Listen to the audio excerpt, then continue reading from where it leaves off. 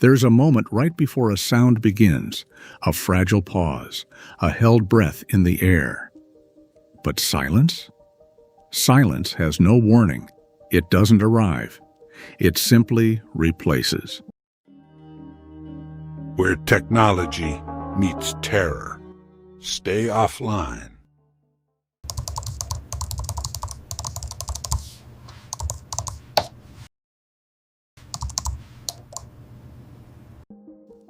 You wake at 3:17 a.m. No reason, no noise, just awareness. The room is still. Your ceiling fan is off. The street outside is empty. Even the distant hum of traffic is gone. The world feels muted. You lie there, waiting for something. A car passing, a pipe ticking, wind brushing the window. Nothing comes. You tell yourself this is normal. Nights have quiet moments, gaps between sounds. But this doesn't feel like a gap. It feels deliberate. You sit up, the silence remains.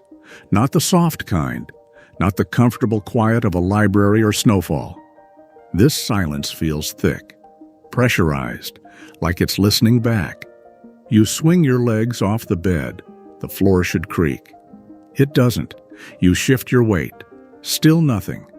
Your breathing sounds too loud now. Invasive, breaking a rule. You don't understand.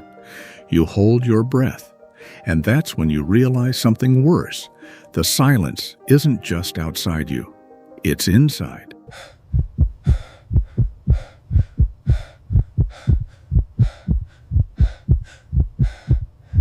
No ringing in your ears.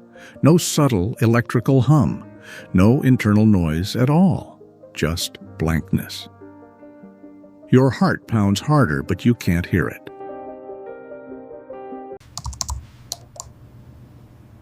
You press 2 fingers to your neck. The pulse is there, but there is no sound. You rush to the bathroom and flip the light switch. The click should echo faintly. It doesn't. The light comes on without resistance, like it was never off. You turn the faucet. Water pours. You see it moving, splattering, rippling in the sink. But there's no sound.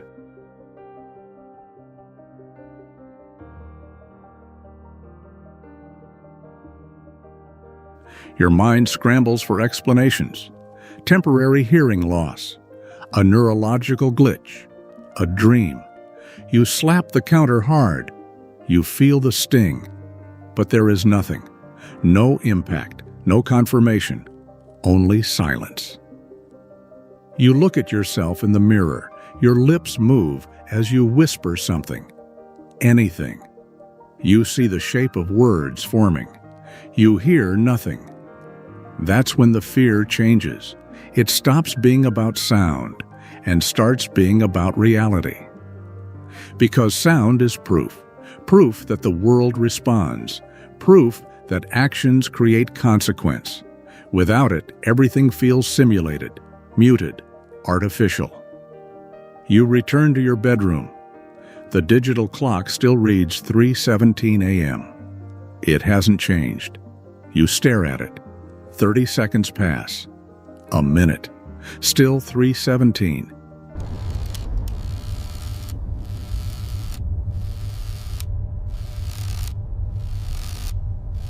Your chest tightens. The silence isn't passive. It's holding the moment in place.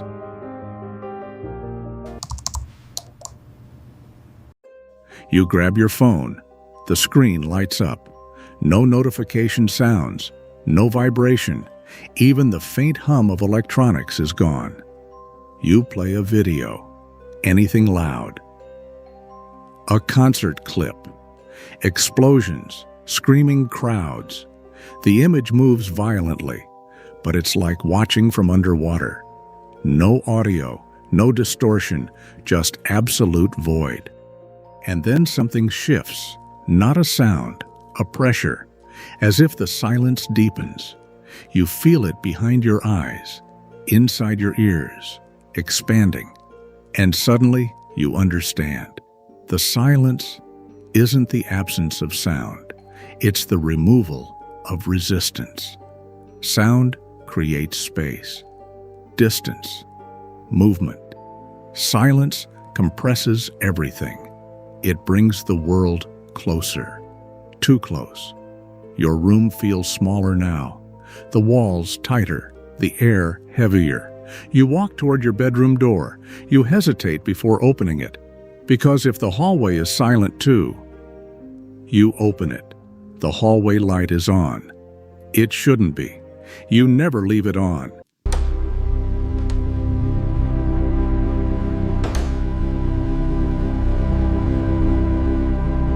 You step out slowly. Each movement feels rehearsed, artificial. Halfway down the hall, you notice something else. The silence has texture now, not audible, but physical. A faint vibration beneath your skin, like something trying to push through. You stop walking, and that's when you hear it, not with your ears, inside your head. A whisper, not a word, not a voice, just the suggestion of sound.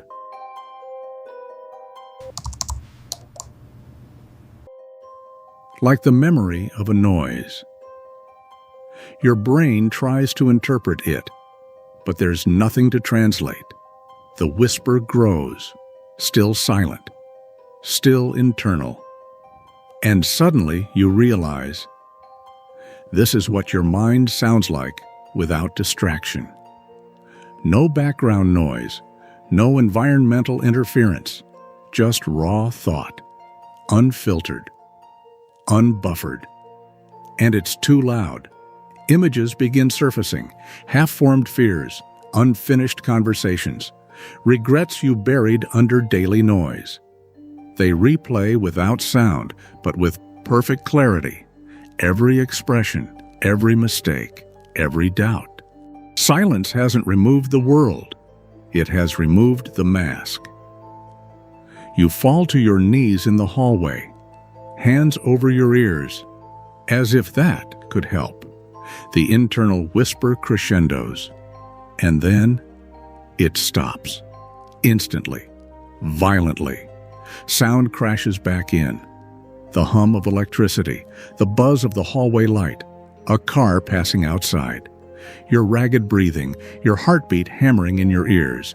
You collapse forward, overwhelmed by the noise. It feels chaotic, painful, alive.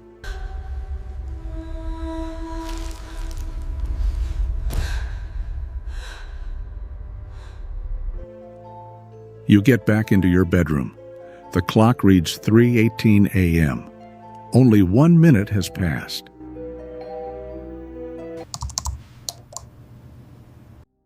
You sit on the edge of your bed. The world sounds normal again. Ordinary, safe. But something is different. The silence left something behind. A residue. You can hear everything now.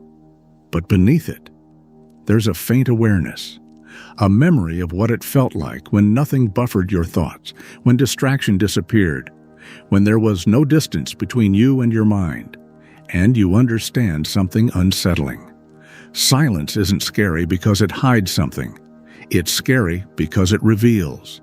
Noise protects you. It blurs the edges. It fills the gaps where fear might grow. Silence removes that protection. It lets your thoughts echo without interference. And once you've heard that, you can't unhear it.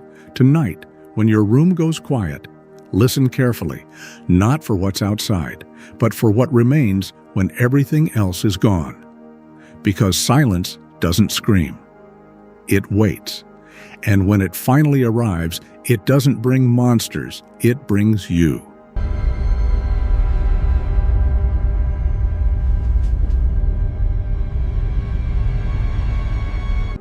Tonight, we explored how silence manipulates your mind. Next, we go deeper. What happens when horror removes jump scares entirely and still keeps you tense? Subscribe to Wired Nightmares. The next episode shows you how suspense is engineered.